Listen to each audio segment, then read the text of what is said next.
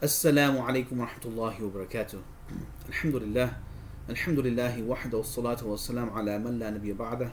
Rabbi shrah li sadri wa yassir li amri wa hlul 'uqdatan min lisani yafqahu qawli. So inshallah in this video we'll talk more about the lessons that we can learn from this specific incident in the life of the Prophet sallallahu alaihi wasallam. So in the last video we went into detail about the Isra and the Mi'raj, and inshallah, these stories, we look at the Quranic usloob, the Quranic methodology, and you'll notice that nothing is just there for show or entertainment. There's always an objective. As Muslims, that's how, whenever you hear a story, don't just listen to it because it's a nice story or because it's entertaining, but look for the lessons. Look for something that you can extract from it and that you can benefit from it. And that's hopefully what, inshallah, what I will attempt to do here today. And we'll start with the incident itself. All the Anbiya alayhimus salam, there's always something special that they were known for, and they were given these nicknames because of that. For Musa alayhi salam, he was known as Kalimullah. He spoke to Allah subhanahu wa ta'ala, and that was his miracle. No other prophet directly spoke to Allah subhanahu wa ta'ala. Every other prophet, there was always Jibreel alayhi salam in between as a mediator, except for Musa alayhi salam. That was his speciality. Isa alayhi salam, he was known as Ruhullah, right? Because he was conceived without a father. He was born without a father, and Allah subhanahu wa ta'ala, Jibreel alayhi salam, blew the soul, the soul of Isa alayhi salam directly into the womb of his mother Maryam alayhi salam. So that's the speciality of Isa alayhi salam. So what about our Prophet sallallahu alaihi wasallam? Now many books have been written on this. I mean, when it comes to specialities of our beloved Nabi sallallahu alaihi wasallam, there are endless books and volumes have been written. And especially when it comes to the mu'jizat, the miracles, the dalail. If you look at the different versions of the dalail al-nubuwah, in there are various mu'jizat and the miracles of the Prophet sallallahu alaihi wasallam that he performed, and none of them are anything small, right? They're all great. But perhaps the greatest thing, if we were to distinguish what the Prophet sallallahu alaihi wasallam, what made him distinguishable, is this miracle, this journey of the Isra and the Mi'raj. No other prophet took this, no other human being, no other creation, period, took this journey.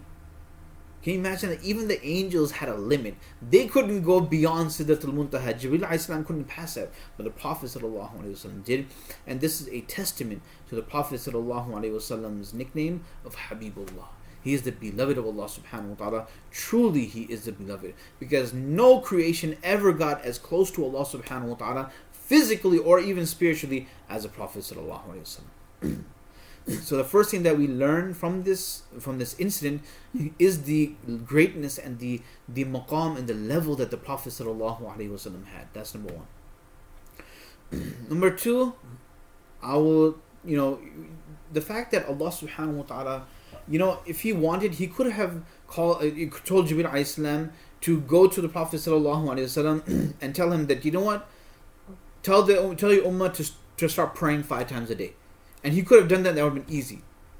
But Allah subhanahu wa ta'ala called the Prophet sallallahu alaihi wasallam all the way up there. When you invite somebody, normally when we invite somebody because of something special in that person or because of a special occasion. And here we find that, of course, the Prophet sallallahu alaihi wasallam, the most beloved creation to Allah, Allah is inviting him because of his stature, but also Allah subhanahu wa ta'ala wanted to give the Prophet sallallahu alaihi wasallam a gift, and that gift was the salah, was our 5 daily prayers. And it's so sad that today, you and I, when we think about salah, right, even the way we teach our children about salah, it's like it's a burden. We view it as a burden, we see it, we observe it oftentimes, and unfortunately, as a burden as well. But really, the salah is a gift. And that's how the Prophet ﷺ viewed salah. Salah was a gift. And that's why, the Prophet said, that the salah was at the coolness of the eyes of the Prophet ﷺ. He loved prayer because this is the greatest gift that Allah subhanahu wa ta'ala gave him. And as Muslims, that really, if you think about it, salah is such an amazing gift. In this day and age where there's so much going on, so much. The day starts and it finishes. We don't even know where the day went. We don't know what we did. So many things to do, especially in this part of the world. We are constantly busy, engaged in our work life, our social life, our family life, and we barely have time. And Allah subhanahu wa ta'ala makes it mandatory. You know what? 5 times a day, you have to give yourself time. Take a break 5 times a day. Give yourself time because you owe it to yourself. And you can use this to connect with Allah subhanahu wa ta'ala, because that in itself is the greatest ni'mah that any human being can have, is having closeness to nearness to Allah subhanahu wa ta'ala. And us Muslims, we have an opportunity to get close to Allah 5 times a day. What can be more, a bigger gift than that? Right? You're getting close to Allah subhanahu wa ta'ala, you're taking a break, and you're giving yourself time to catch your breath, to reflect. Right? So the salah, right? Without a doubt, this is number 2. Although I'm just numbering it, that doesn't mean one is more than the other, but just numerating it for the sake of so that we can remember these things. So that's salah, right? Number 2. Number 3, I would say, would be, when the Prophet sallallahu alaihi wasallam was, his chest was open, and they took out his heart. As I mentioned in the previous video, they could have used any water from Jannah, from the heaven, but they chose the water of Zamzam. And this is important, especially now where no one is allowed to go for Hajj or Umrah. Everything's banned because of this virus, this sickness. And those people who go regularly, they know how blessed this is, what a big ni'mah this is. But the Zamzam, Zamzam truly is a ni'mah from Allah subhanahu wa ta'ala. The Prophet sallallahu alaihi wasallam, he mentioned it in a hadith. And he says, that خير ماء على وجه الأرض ماء زمزم فيه طعام طعم وشفاء سقم. That the Zamzam, the water of Zamzam, is the greatest water on the face of this earth. Right? Zamzam water is a nourishment for the people that are hungry, and it's also a cure for the people that are sick. Right?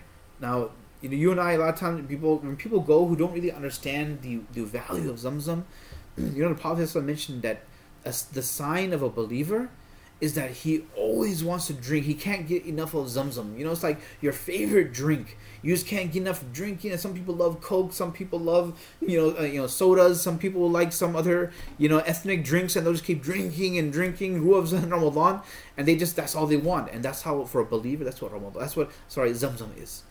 Zamzam is that drink that you always want, you can't get enough of. And for a munafiq or a hypocrite, they don't have this feeling, this desire for Zamzam. So another thing we learn is the blessings and the value of Zamzam. Number 4, I would say, would be a lot of time people will say that, this incident of the Prophet ﷺ is hard to prove anything through. It happened, we have it through our narrations, but one thing we don't realize, it kind of goes over people's head, is that this incident of Isra and Mi'raj is actually a proof of the Nabuwah of the Prophet ﷺ. Some of the Quraysh, they had been to Jerusalem, they had seen Masjid al-Aqsa. They asked the Prophet ﷺ, okay, if you've been there, you claim to go there in one night, because they were there, they saw him the day before, and they saw him on that same day. So they know that for them, if it did happen only in a few hours. So they said, okay, describe to us Masjid al-Aqsa. And that time, Masjid al-Aqsa was actually brought before the Prophet ﷺ, because he didn't really exactly remember all the details. Right? He was just taking in the entire journey, and it was brought before him. And the Prophet ﷺ mentioned, they asked him how many windows and how many doors. They asked him all these different details, and he answered all of them. And they were astonished. Even then, many of them were stubborn, and they decided not to believe. But that really, this incident proved the truthfulness of the Prophet ﷺ, because he actually went there and he saw everything. So this is another dalil of the Nabuwah of the Prophet ﷺ, a proof of his prophethood. And I'll say the last but not least, this incident happened in Am al-Huzn, the year of sadness. The Prophet ﷺ lost his beloved wife, Khadija radiallahu anha. He lost his uncle, Abu Talib, right? This is the person from his who took care of him as a child, From the age of 8 all the way to adulthood, Abu Talib was there as his support. And he protected him. When the Quraysh wanted to harm him, he was there to protect him. And he lost 2 of the greatest, his greatest supports. Khadija radiallahu anha, she was like a strong pillar. Sometimes you're not feeling so good, you're feeling a little dizzy, and you grab onto like a wall, or you grab onto a pillar, and that it acts as a support. That's how she was for the Prophet sallallahu alaihi wasallam. As a wife, and not only that, but even financially, physically, emotionally, spiritually, every way and shape you can think of, she was his support. So imagine that. You lose the 2 of the most important people in your life. And if that wasn't enough, the Prophet ﷺ then went to Taif to kind of get his mind off of things. He went to Taif to call the people towards Islam.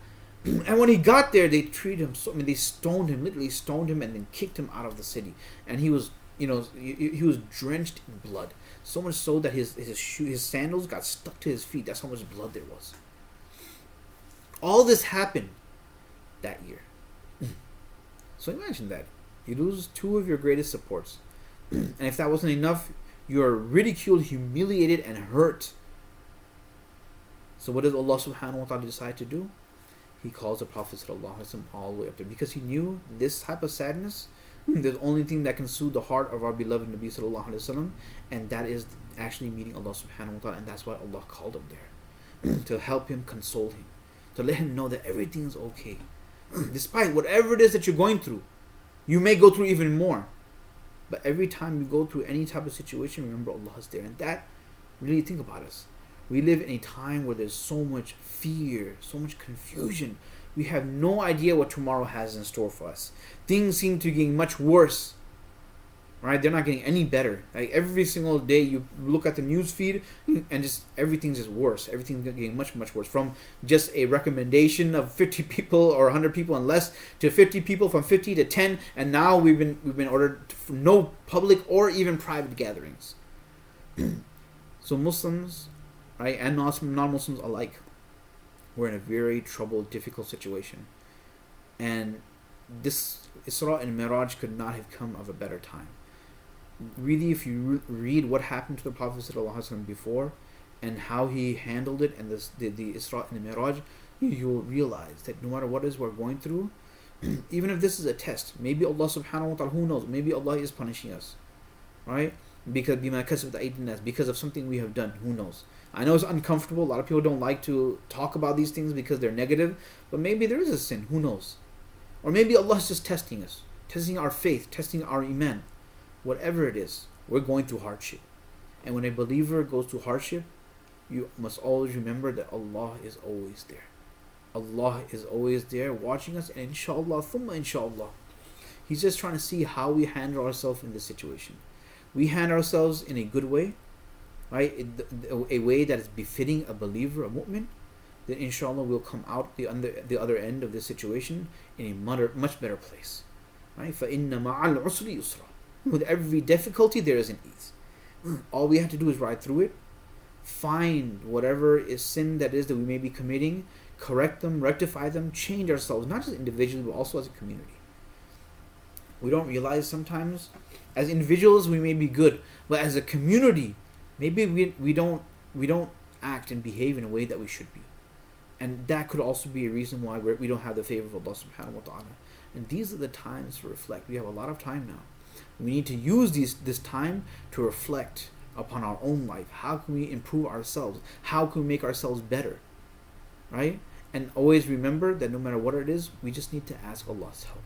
And if we ask for Allah's help, Allah will be there to help us, inshallah. May Allah subhanahu wa ta'ala enable all of us to get through this, healthy, and may Allah keep us safe, and may Allah subhanahu wa ta'ala get the entire world out of this situation. It's a very, very, very difficult time for humanity as a whole, and the only one that can save us and protect us is Allah subhanahu wa ta'ala. Thank you very much for listening. Jazakumullah khair. Assalamu alaikum wa rahmatullahi wa barakatuh.